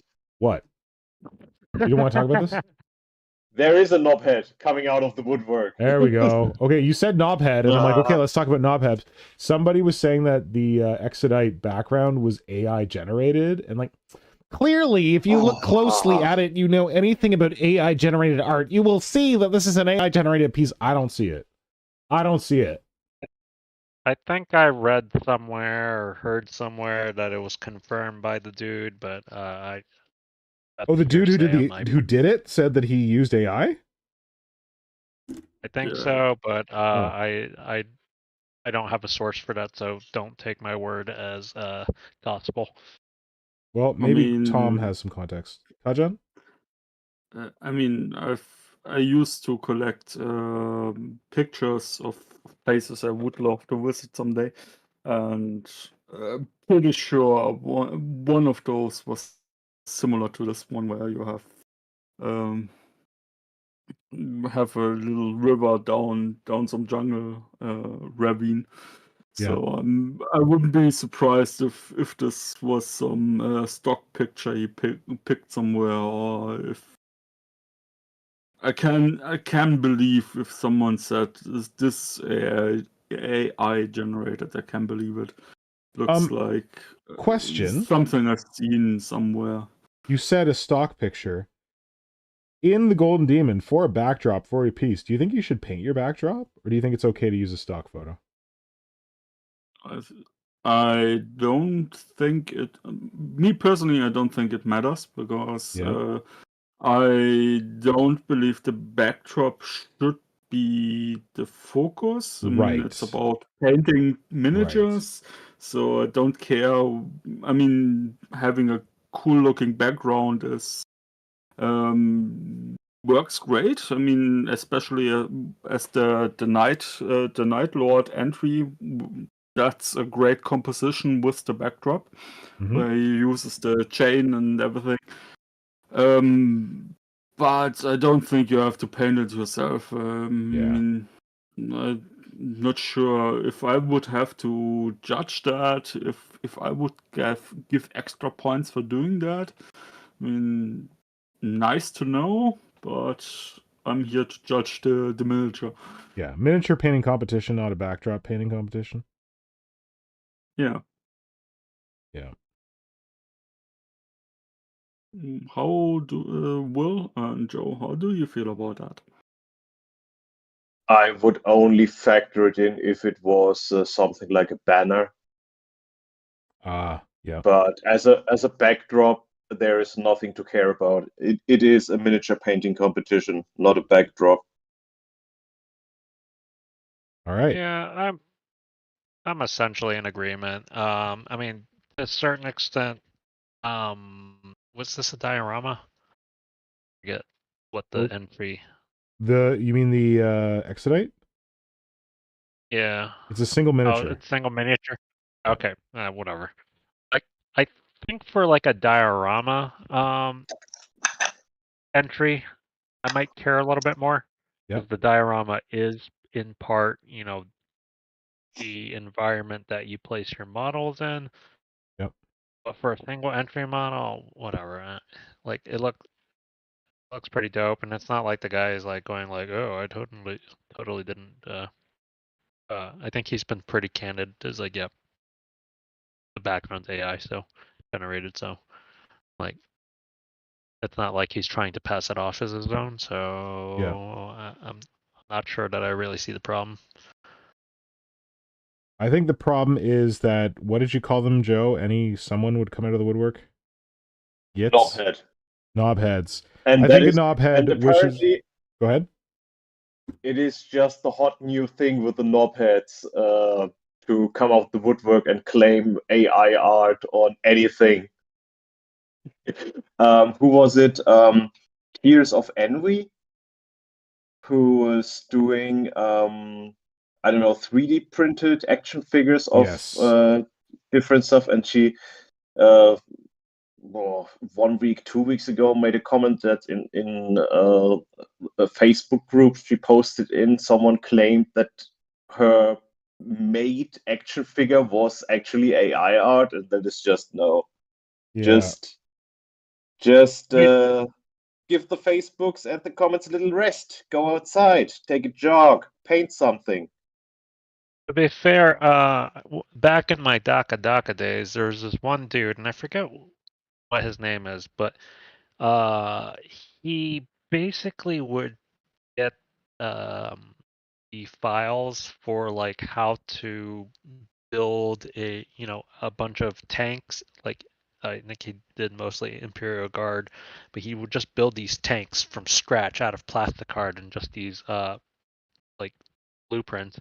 And he got really good at them to the point where it's like at a certain point he got accused of like this isn't scratch built because like you just like assemble the kit together after he primed and painted it because it was like that convincingly good. Wow. But Okay. like he yeah, it was really very, very impressive. But like Yeah. I mean just that like innate sort of I guess cynicism that we have on the internet, sort Yeah. of earned, uh, sort of well earned. But I think anytime something comes up, is like, well, like this is just like 3D printed. I mean, didn't you say Or that you or somebody else had like gotten accused of 3D printing some Yeah, stuff? some people have seen like stuff that I've converted. They haven't accused me of 3D printing. They've just been like they'll see like one of my conversions, like, oh cool, like where'd you find that STL? And I'm like, in my brain. Just like when people are not familiar with like Tyranid kits and stuff like that, they're just like, oh, that's really cool. I recognize that's not a standard Tyranid kit. You must have found it on the internet and printed it. It's like, no, I made it. But not in like a jerk way, just in like because a lot of people do that in general. Like Lies. especially Nobody can create things with their hands. at my club, there's a lot of printing going on. People are not concerned about Games Workshop IP junk because like you don't need to have stock Games Workshop models to participate in the club. So it's like a print friendly environment. So when they're like, "Oh, okay, that's an STL, right?" It's like, "No, buddy, I made it." The heck was I going to talk about? Does Tom? Oh, did Tom come back with anything about the? I think he said that the Exodite background is AI. Well, there we go. Hmm. Also, Mall Ninja joined us. Hmm? Mall Ninja joined us. That's a Hey, Mall Vince Ninja. Venturalla's take on Golden Demon is where he stands. Tons of artists enter, few are recognized for their efforts. Yeah, I saw some of Vince's video, and I do believe that there should be some additional. I don't know, like, oh man, I should watch Vince's full video because I don't know if I've seen the full thing, but or Mall Ninja, if you can remember, can you please put in the chat like how Vince recommended it be done? Because um, there's a painting competition called Sword and Brush that takes place in like the Greater Toronto kind of area, and in that it's kind of like if you achieve a certain level with your painting, they just give you a medal. Like you don't have to like beat everybody else or whatever. And it's kind of like I think the way they describe it is like you're in competition with yourself. And like if they see that like you're trying really hard or whatever, like they'll give you an award for it. Yeah, there's got to be some way that more people can be recognized in the Golden Demon. I had a crazy idea that like they should make some kind of like masters category or something where you could only enter it if you've won the Slayer Sword, and like those people compete against each other for something like some ultra Slayer Sword or something. Does anyone else have ideas about how it could be done better? I mean, I would start with simply when you put up who won, you put up a gallery down below where you can scroll through all the entries. I That would be cool. It's just taking a picture and uploading it. It shouldn't be that Well, you hard also for have to Games host it, Workshop. right? And like hundreds and hundreds of entries, they all have to be photographed. I don't know if they photograph entries that don't like finalize or print place or whatever. Yeah, but you have to look. They have to look at them anyway. So take a picture when you going to judge it. Have someone with a camera standing next to it. He takes a picture. The judges look at it, and you move on to the next. I don't think that's eating up any time or stuff like that. Would extend the procedure in a meaningful way. And you just then at the end upload this were all the entries, this is the name and stuff like that, and so the community can see what was entered. I think that would, in my opinion, that would suffice in terms of recognition, because the community would then probably pick what their favorite runner-ups and stuff like that, Yeah. and people would get shout-outs and recognition by the community. Do you think on any level Games Workshop might be worried about people second guessing their judges' picks? if that happened? Oh, I'm sure there's some level of that. I mean, it's going to on. happen anyway, but Yeah, we're already seeing that. but I'm pretty sure it's they're worried about the backlash by the community, because the community, we saw that last year where they picked someone and the community was really unhappy about it. Yeah. So This is why democracy never works. What's that? This What? is why democracy never works. Oh, Cannot trust the unwashed masses. so I wanted to make a comment before and I forgot. We were talking about Taro Model Maker, James Taro, and how he won a couple of golden demons. I posted it in my story today, but he so James Taro makes his own plinths that you can buy. They're like resin, and he'll like 3D print them, and he can do all kinds of crazy shapes for you or whatever that you want to use for your painting contest entries. Of course, he's a plinth master. He won 3 golden demons, and today apparently he like took them home and he was like looking at them or whatever, and he said that the paint quality on the base is not very good. And he claimed that he just took his like airline from his compressor and just like blew like forced air against them, and the paint came off.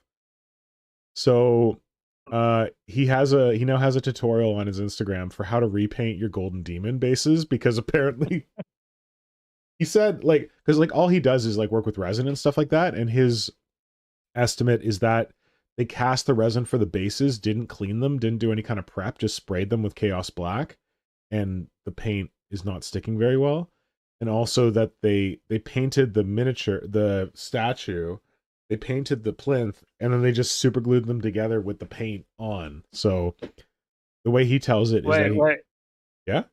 Nick, you're telling me that the people responsible for fine cast did something with resin that wasn't like of the utmost quality? Shocking, I'm I know. shocked. Shocking. Shocked and appalled, frankly. Yeah, so that's what he said, and he said that in order to like remove the trophy from the plinth, he just had to give it a strong knock on his table and it came loose because it wasn't very well glued in.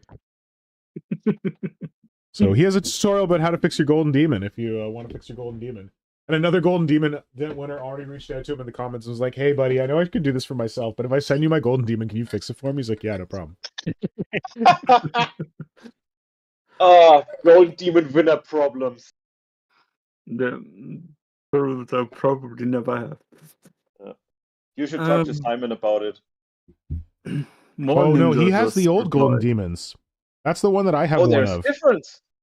Yeah, they're all they're cast in one big block.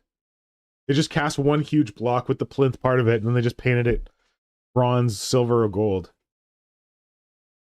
This is like a 2-part thing. Wait, so you're telling me I can just get my own golden demon and just color it whatever color I want and say I got a gold one? Sure can. Done and done. Doesn't even say on the base what color it's supposed to be. Golden Demon Owner Tactical Dbag. I didn't wonder win if it, someone but I have has it. if someone has like CAD sculpted the golden demon trophy. Probably. Oh man, probably. You won the Golden Demon? I have a Golden Demon. Interesting. Starting to think of weird art things you could do to as commentary on this whole process, but Mole Ninja replied meanwhile. Yeah? He said, if I remember correctly, he essentially said that Games Workshop doesn't do anything to compile the entries into a database. Like, only the people who win end up getting press time. Yeah. He said the margin between winners and losers is so thin, like one brush stroke. And then Tovarion also commented and said he wouldn't enter again soon because of how much effort there is expended to not win. Yeah, I think I've seen some of Tavarian's posts about not being too happy about it.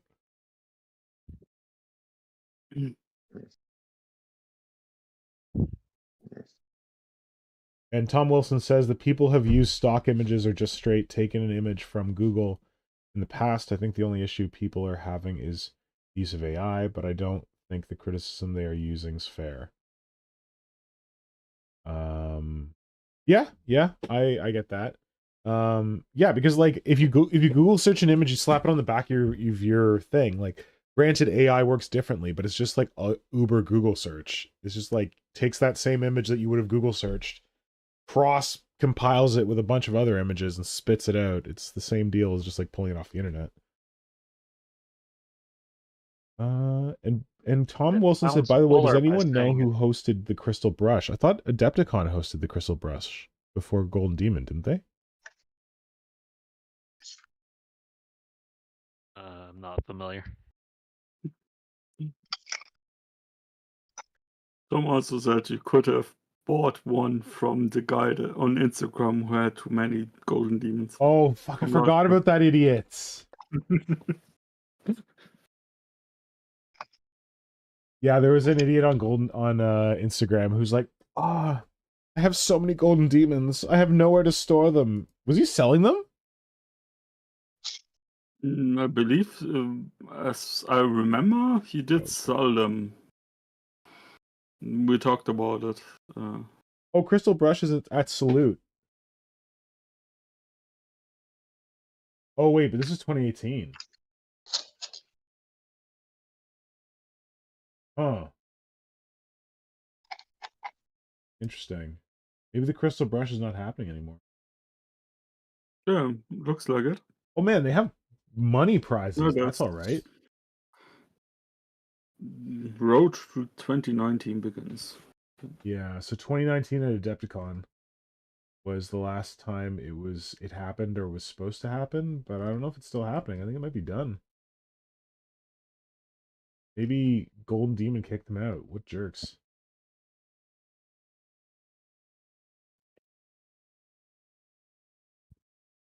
Well, clearly, when Creature Conference invades Adepticon in 2025, that's the time to bring it back. Good lord. We're not even going to rank. Not even get a pin, not even get a little card. Nothing. Oh, Cool Mini or Not announces Crystal Brush Asia 2023. Yeah, and I just Common Games Expo in Bangkok, Thailand. Huh. There's a So website. maybe it happened. 2023. Cool Mini or Not. That company. They're crap? So many games. No, I feel like they had a lot of games that they like supported and were like trying to start up, and then just like then dropped support. Yeah. Like lots of cool stuff, and it's like, it's kind of like trying to get invested into a new Netflix show, right? It's like, well, should I bother? Because you're gonna cancel it after the first season. Oh, don't tell me. I just got invested in one. They did a good job with Three Body Problem. It's never coming back. Yeah, like it'd been out for like 3 days, and people were already saying like, well, it's not #1 in their list in the first 3 days, so clearly they're not going to bring it back. It's like, oh shit. But you're right. They do that at Netflix. I think so. I love Dark, right? And Dark, the Netflix series Dark, German series Dark. The creators are Baron Obar, and I want to call her Famke Janssen, but it's not Famke Janssen. It's Famke something else. They started a new series with Netflix. They got 1 season out, and then it got canceled. It was pretty interesting. 1899, ostensibly set on this ship traveling from Europe to the New World, United States, whatever. And it was cool, but it died. But now apparently Netflix has given them a new show. Have you guys ever heard of Something's Killing the Children? I think I vaguely heard the title somewhere, but haven't really found. Something's Killing the Children is a graphic novel. While you're looking into that, it's something is. I always screw this up. Sorry? While you're looking into that, we have Dinosly in the chat saying, in other news though, a YouTuber named Arbiter Ian made a video about the lore of the Amphibian project, the stuff that some of the other creature conferences painted. Oh, can I get a link to that? Wait, Pretty who was sure that? Arbiter Ian. I think he used to post on Daka. But I am assuming he, like everybody else, has moved away from Daka and found other platforms. I found Well, him. he The does Unfalion Project in 25 minutes. No, please. pretty successful YouTube videos, and he has also a good voice to listen to, in my opinion. Cool. So, yeah, I started reading these comics, craft novels, Something's Killing the Children. This is Erica Slaughter. She murders monsters. She's pretty cool. So Netflix has the rights to this TV show. Or sorry, has the rights to this comic. And apparently they've tapped the Dark creators, Baron Obar and definitely not Famik Janssen, to develop it for Netflix. And that's cool because I'm like reading it now and it's like a pretty cool series, but as mentioned, how can you waste your time getting into another Netflix series just knowing it's going to get canceled? Which is shitty. So not to derail too much from hobbying stuff. I did read an interesting article sometime back about the sort of negative feedback loop sort of metrics that Netflix kind of uses, because Netflix, unlike Amazon or HBO, they will dump all of the episodes of a series immediately, right?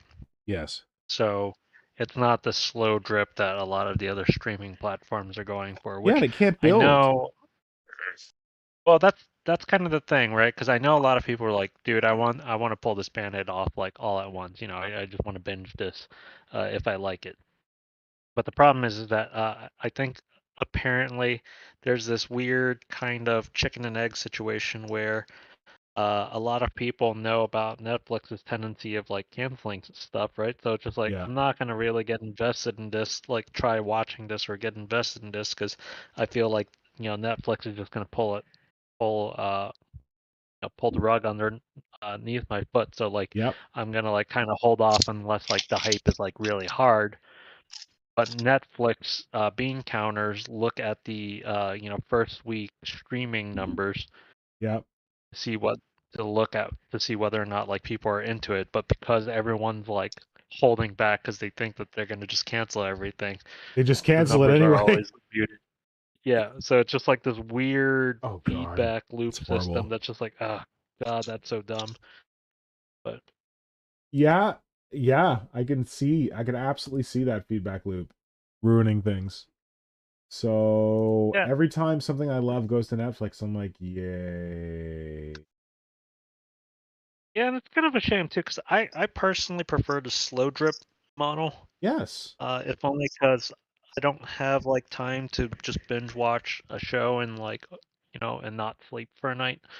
So like I feel like there's a social aspect of building up hype, right? Because like not Yes. everyone's gonna be able to see things as soon as they drop, but like if you drop like a one or two episodes to start, and like that gets people hooked in, people are gonna talk about it. The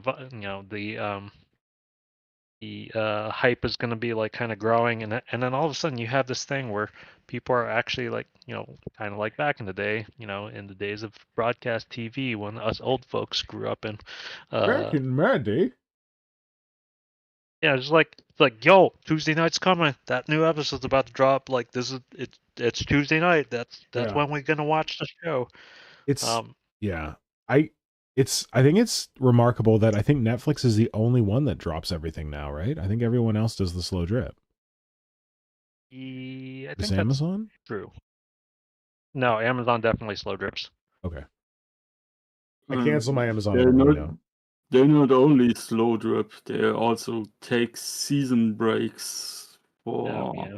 Who does? Who does some that? god awful reason. Who does that? Where's my Amazon. Invincible? Yeah. Sorry, I didn't hear you. Who are you talking about? Amazon is doing mid-season breaks. Amazon is doing mid-season breaks? Yeah. Why the heck?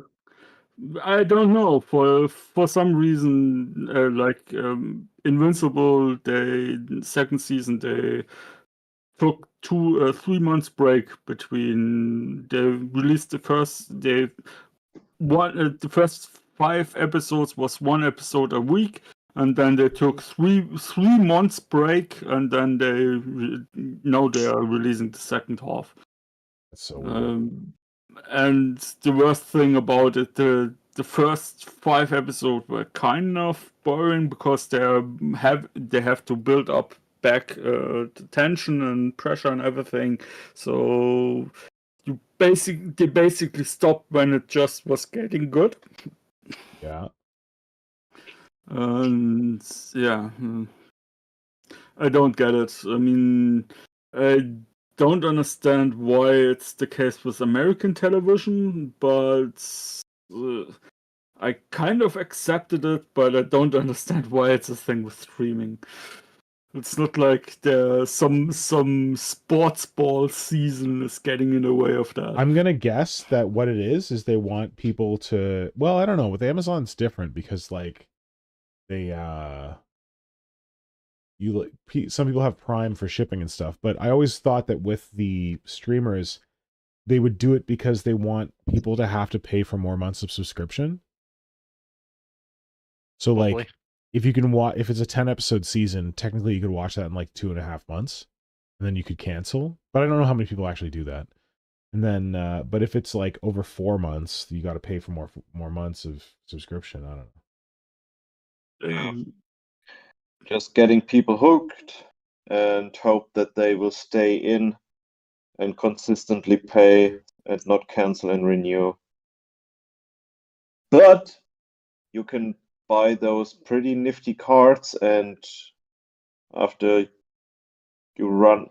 your subscription runs out, you just buy a card and renew it. What are the cards? These are A like money gift certificates for like. Yeah. Gift cards. This- Yeah. Oh, That's like what I'm a doing with Visa gift card or something? with Netflix right now. You can buy 25 euros, and that is basically 2 months of Netflix. And when I'm run out of the 2 months, I mostly have watched through the stuff I want to see, Mhm. and then I just wait. Yeah. Yeah, Nora got smart and she's like, we have all these streamers. We rarely watch stuff on them. Whenever we want to watch a movie, it's never on them. So we canceled Amazon, Netflix, Disney Plus.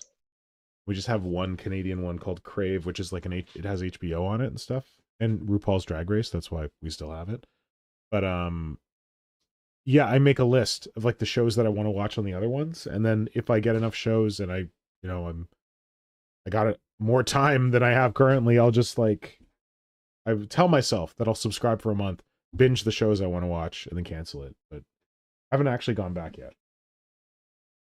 Well, what my wife can do with Disney Plus, like we don't have any kids or anything, so like for the most part, we don't really have a strong need to like have a maintain a Disney Plus account, but we do have all these like shows that we want to watch, but since they do the slow drip as well, it's just like, well, I guess we'll wait for a couple of shows to come through that we want to watch and movies, and then wait Yeah. until we have some time, and then we'll get a month subscription, binge everything, and call it a day. Like I didn't Okay, I'm watch tapping Loki out. until very recently. It'd been out for a while. And it was really good. Have a good evening Taking off? or Take care. day. Oh yeah, I'm tapping out. Oh yeah, I'm it's super done. late for you guys. Actually, we should probably call it because I feel like I should Yeah, go to it's bed at a 9:30. reasonable hour. But thank you all for joining. Where the hell? Why do I still have something's killing children? Guess we should comment that if you enjoyed this stream, you should thank like you. and subscribe and comment. Yes, thank you for joining us. If you're watching this live and you've been in the comments with us, we appreciate it greatly.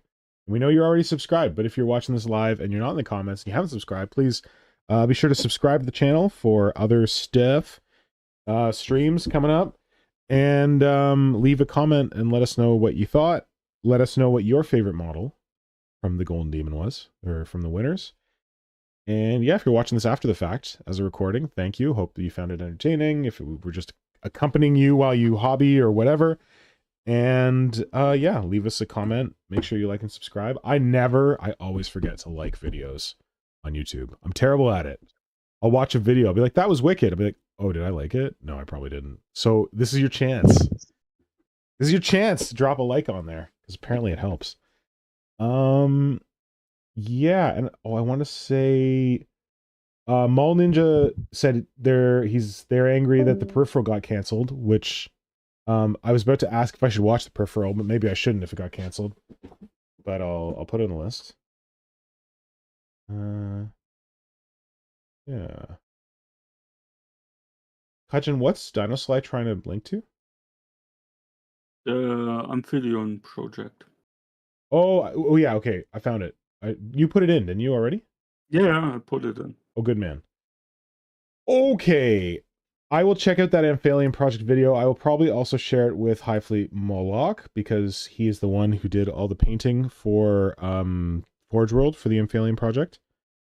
And he will be happy to see that. So thanks for finding that, and thanks for sharing it. And thank you to all of you for being on stream.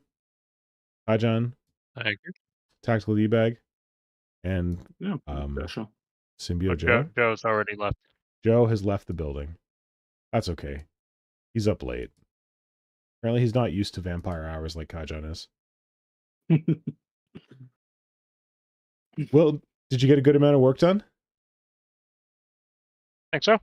And I Good. think my Broodlord's finally done, so like, okay, just need to let it cure, and then you know, I'll continue not painting it in the way that it's not painted. Sweet. I got some green stuff done on my Nikasar. I don't know how to pronounce that. Got to go back and do more later. And I filled in some ankle green stuff on my Norn Emissary conversion, but it's not that exciting, so I didn't turn my camera back on. But yeah.